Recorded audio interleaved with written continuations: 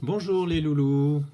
Alors, il était une époque, il y a fort longtemps, où les glaciers du nord de l'Europe descendirent très bas vers le sud et poussèrent les peuples qui habitaient ces contrées à quitter leurs terres pour trouver nourriture et provisions. Il s'agissait des Vikings, qui ont bravé les mers sur leurs célèbres bateaux, les dracars, nom se rapprochant du mot dragon, car la proue de ces bateaux, c'est-à-dire à l'avant, était généralement ornée d'une tête de dragon aux couleurs vives pour effrayer les ennemis. Les Vikings étaient donc de fameux navigateurs, mais aussi des guerriers rapides et forts qui écumaient les routes de commerce et les mers comme les fleuves. Ils allèrent même jusqu'en Chine et en Russie. Ils s'installèrent parfois pour toujours. En royaume de France, une région portait leur nom, la Normandie, car occupée par les hommes du Nord, donc les Vikings, qui s'étaient installés là et avaient créé un duché. Le duc Robert le Magnifique s'occupait bien de son fief qui fournissait force, nourriture et commerce avec l'Angleterre comme les voisins bretons aussi. Robert le Magnifique voulut partir pour les croisades jusqu'à Jérusalem pour protéger les troupes du roi de France. Guillaume, l'un de ses fils, avait alors 8 ans, beaucoup trop jeune évidemment, pour succéder tout de suite à son père. Robert le Magnifique voulait faire de Guillaume son successeur. Mais, hélas pour lui, il mourut au retour de croisade, laissant le petit Guillaume seul, souverain, trop jeune du duché de Normandie. Il avait alors ses 8 ans et était beaucoup trop frêle et beaucoup trop fragile pour gouverner le duché.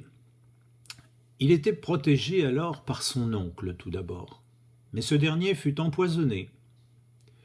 Guillaume se retrouva sous la garde d'un autre oncle qui lui apprit à monter à cheval. L'oncle fut tué dans des circonstances étranges, et à nouveau Guillaume fut protégé par différents oncles, et même en Angleterre, où un autre oncle fit son éducation très rudement et strictement.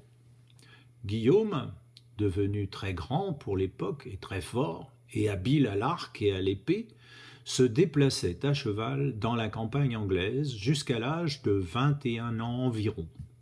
Et il revint occuper le duché de Normandie en tant que duc. Il affronta de nombreuses attaques du roi de France, qui ne cessa de changer d'attitude et d'alliance envers la Normandie, si bien que Guillaume se battit très souvent et l'emporta très souvent sur ses ennemis. Il était aussi un bon navigateur, comme ses ancêtres vikings, et forma une flotte puissante capable de transporter beaucoup de soldats. Il se maria contre l'avis de l'Église, qui dut accepter finalement son union.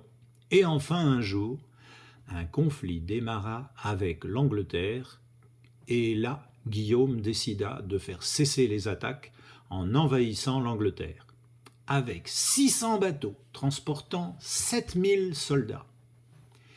Il gagna cette bataille à Hastings et devint roi d'Angleterre et duc de Normandie, ce qui fut une très grande gloire pour Guillaume, qui fut nommé Guillaume le Conquérant. Cet homme a laissé des traces encore visibles un peu partout en Normandie et en Bretagne, où il combattait régulièrement aussi.